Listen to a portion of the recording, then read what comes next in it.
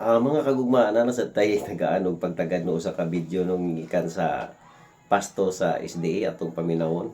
Pangutana mo ni, ang inyong gipuli, matuman na. Ha? Ang Sabado, gipulihan og Domingo. Kay di matuman ang Sabado, matuman ang Domingo, nga perting daghanas na nga ligos dagat panahon sa Domingo. Tanawa ang mall, puno kayong mall, gasuroy-suroy ang mga tao panahon sa Domingo.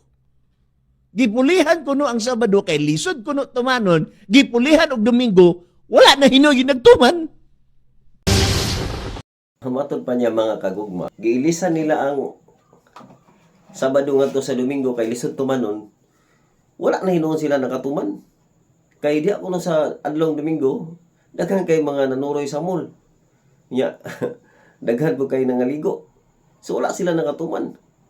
Gipulihan ko ng adlaw Sabado kay lisod tumanon, wala na hinuon nakatuman. Kana adlaw Sabado, tinuod yun ang walay nakatuman. Naa na sa Hebrehanon 4:5, wala sila nakatuman. Walay nakasunod sa kapahulayan sa Dios.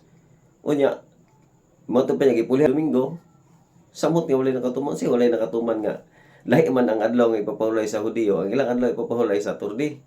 Ang sa Katoliko, ang adlaw nga ipapahulay gitawag og Lord's Day Domingo. Muna sa paghandom sa pagkabanhaw ni Ginoong Hesukristo. Muna ang gihandom sa matag adlaw Domingo. So gihandom na sa CCC 2174 ngadto sa 2185 gihandom. Oh.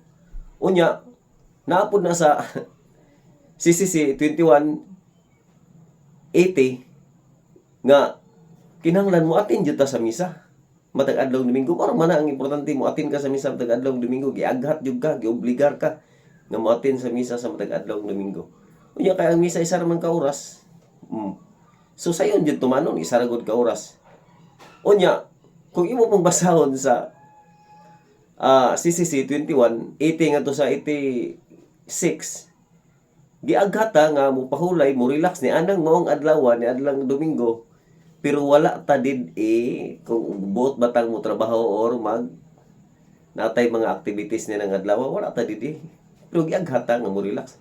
Dili man ni para sa SDA nga stricto kasi nga tanan nga imo gyud tumanon nya wa gyud nakatuman. Oh, mo nang naa nga lahi ni siya. Lahi ang Kristiyanos, lahi ang Hudiyo. Ang Hudiyo, stricto kay sila, wala gyud nakatuman. Mabasa gyud sa Biblia. Unya ang Sunday, sayon ra tumanon. Unya ang simbahan kay do na may authority. San Mateo 16:19, San Mateo 18:18. Kung unsa inyong gitugot sa yuta, gitugot sa langit, gitugot man sa simbahan. Nga ngatong adlaw ang ipapahulay kay gitawag og Lord's Day adlaw Domingo. Ug unya nianang mong adlaw, obligado tang mo atin og misa. Nya giaghata nga mo relax mo pahulay, pero wala ta did na kay mga activities o mo trabaho.